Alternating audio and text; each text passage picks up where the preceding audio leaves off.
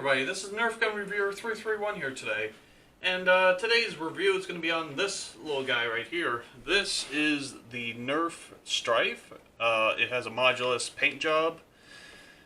Everything you see on this blaster is what I got, or what came with it through the package. I had bought this and the Infamous over there. That'll be a separate Nerf gun review.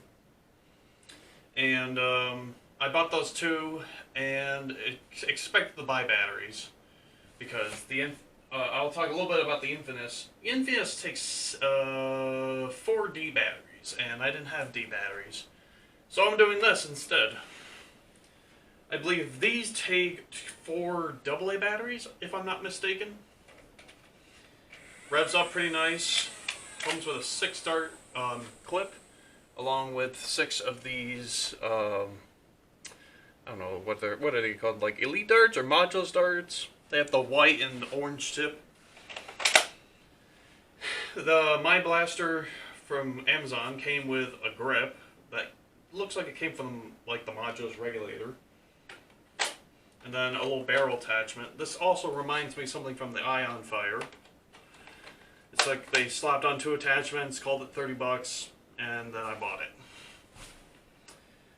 As far as the key components on the outside, it looks like we have a sling attachment here and here, stock attachment here, barrel attachment here, and a tactical rail on one here and one there. You have a jam door. Essentially just the same thing as the original Stryfe, just one jam door. You have to click it in place in order to rev it up. Rev trigger is here. Trigger is the regular trigger is here to shoot the darts, and your clip release is this one right here.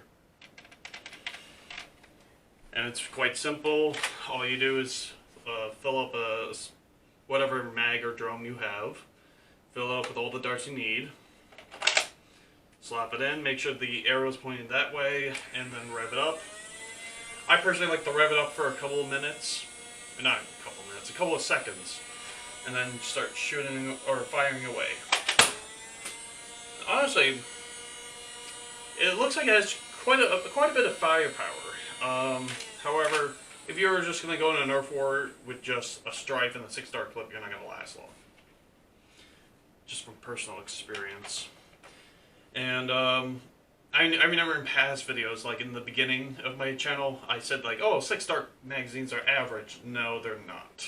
I made that mistake back then, and usually the average is usually about 12 or 10, I think, for a dart mag and darts. 6 is actually pretty much on the low side of things. Now, I remember encountering a couple of problems that many people have posted on Amazon where, I don't know, like, you put the batteries in and then you rev up the gun and then you go blam, blam, blam. As soon as you put something bigger than 6 darts in a 6-dart clip, it somehow stops working. I haven't encountered that problem yet. And I just tested the bounce back theory and... oh wow, that is pretty powerful.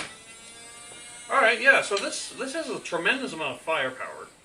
The original Nerf Stryfe was, I think, an Elite series. Like, it was part of the Elite series Nerf blasters, and I'm quite impressed. Maybe they did an internal upgrade, or maybe they have the same internals, maybe a stronger spring.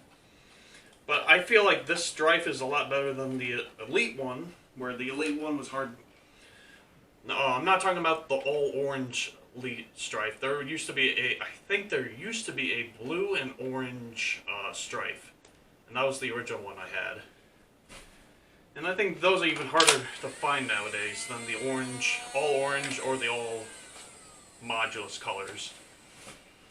As far as performance goes, the bounce back theory that I have, where you pretty much aim at the wall, level shot, stand exactly where you are, probably like, I don't know, 15-20 feet. And then as soon as you, for me, I have to rev up the trigger for a little bit, rev up the motors, and pull the trigger once, it goes past me or like right by my feet, then obviously that shows that it has tremendous firepower. If it goes like in front of me or even closer to the wall, then it has the worst or semi-okay firepower. I have pimped this out with a couple of tactical rails, or a couple of attachments for the tactical rails, offset, off camera, but I had slapped on the scavenger stock with the pistol attachment, or jolt variant, and then the tactical rail was that mag holder with the scope. It looked pretty sick. However, I do not know what happened to those attachments. As far as the ammo capacity goes, what it comes with, it's like eh.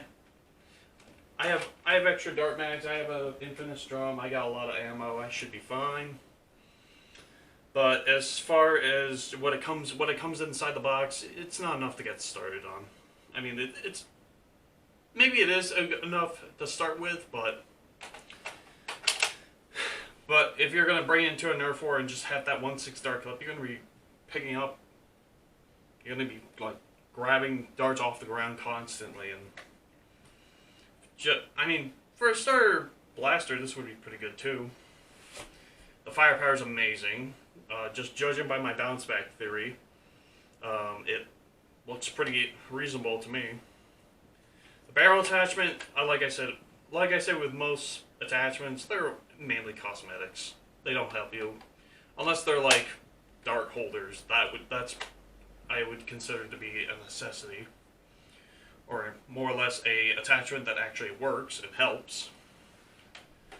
The barrel attachments, not so much. The grips are nice to have. This is like a breaking point for me. Is if I have a grip and there's a Nerf gun, say for a Stryfe.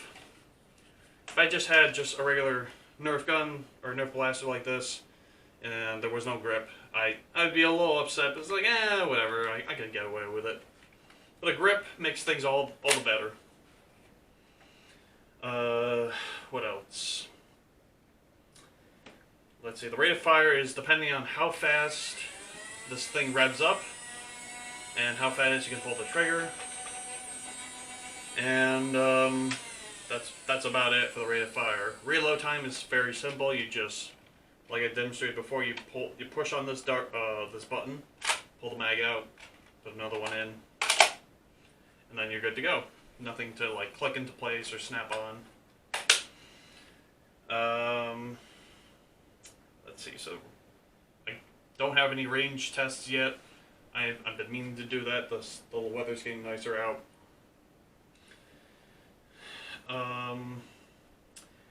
Well, actually, I need to test something. I need to test accuracy.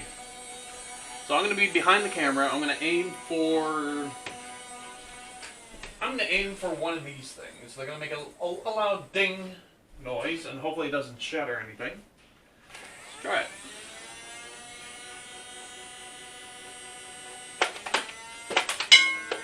Second shot. One dart left. I'm actually quite surprised this blaster is super accurate. The firepower is so powerful. As far as I can tell, this thing just kind of like went back, hit that, and came back down. So this foam flinging blaster it's pretty powerful. For $30, it's not bad.